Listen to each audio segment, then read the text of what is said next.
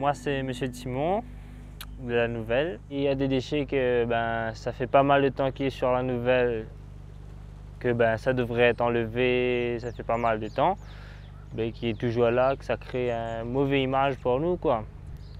Surtout quand les clients arrivent sur des photos là, avec le gîte derrière, où ça fait pas joli, quoi. C'est quel type de déchets qui sont là depuis longtemps? Là, c'est plus les grosses machines électroniques. Moi, je m'appelle Libelle Jean-Laurent, je tiens un petit snack bar à la Nouvelle, ma fat. Les déchets ici, c'est l'ONF qui s'en charge, la TCO délaissée à l'ONF, c'est une fois par mois. Mais écoutez, pour l'instant, ici, il n'y a pas de...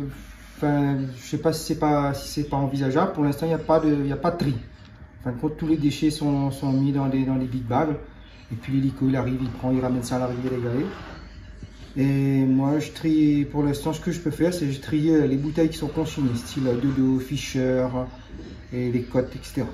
Qui est récupéré par quelqu'un des bars pour le recyclage.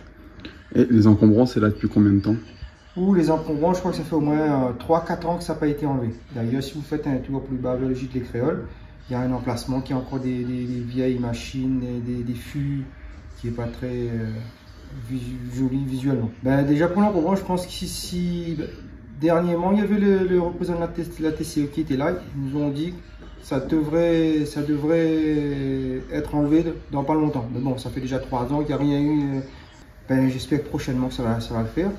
Déjà ici, si on anticipe, si la TCO anticipe, je pense qu'une fois voire 6 mois, voire tous les ans, ça serait largement suffisant. Parce qu'on n'a pas autant de déchets. Hein. Sauf que ça cumule, ça fait au moins, voilà, quoi, ça fait au moins 4 ans, ça cumule. Donc c'est vrai que ça fait pas mal d'encombrants, pardon. Alors aujourd'hui sur la problématique des déchets, on intervient notamment pour les ordures ménagères, les ordures résiduelles.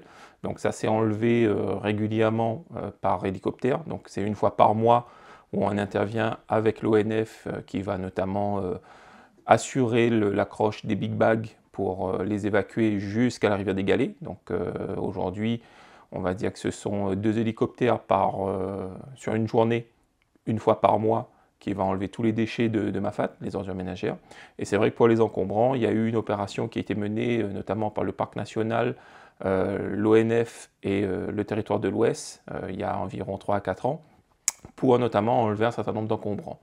Il y avait eu une phase d'état des lieux qui avait été faite par notamment le Parc national, et c'est vrai que ce volume avait été sous-évalué. Et donc l'action qui avait été mise en place était une action ponctuelle et il n'y a eu qu'une partie des encombrants qui a été enlevée. Néanmoins, la population pensait que le fait de mettre les encombrants dehors allait faciliter leur enlèvement, chose qui n'a pas pu être possible puisqu'en parallèle, il y avait eu d'autres problématiques sur l'évacuation de certains types de déchets à La Réunion post-Covid, notamment sur des déchets dangereux, puisqu'il y avait aussi sur Mafat des batteries, des huiles dangereuses, etc. Et c'est vrai que ces déchets ne pouvaient pas être exportés de La Réunion. Donc les filières étaient aussi à l'arrêt localement. Donc sur les années 2022-2023, il y a eu ce constat. Donc l'année dernière, le Parc national, l'ADEME, l'ONF et le territoire de l'Ouest ont commencé à travailler ensemble pour notamment mettre en place un recensement de l'ensemble des déchets qui sont aujourd'hui présents dans Mafat pour voir prochainement quelles seraient les actions qui pourraient être mises en place. Et concernant le tri, comment vous pouvez organiser les choses pour qu'il y ait un tri de fait là-bas?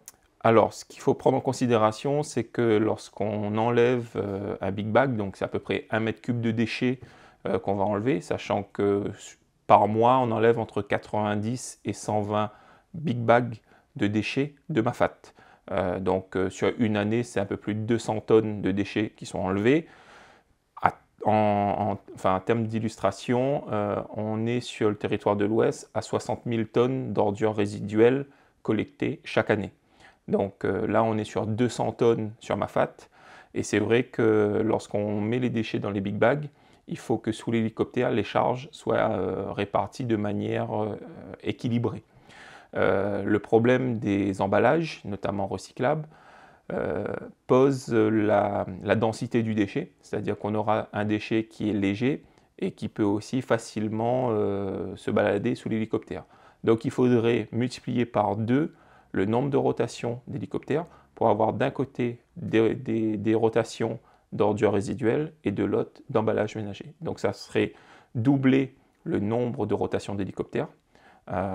Donc c'est aussi une nuisance environnementale en termes de bruit pour notamment toute la population qui réside dans Mafate. Donc aujourd'hui, il y a aussi une dimension écologique et économique, puisque ça serait comme je vous disais, multiplier par 2 le coût de rotation des hélicoptères, sachant qu'aujourd'hui, sur la gestion des déchets de Mafate portés par le territoire de l'Ouest, on est déjà à 300 000 € pour un peu plus de 200 tonnes de déchets enlevés chaque année.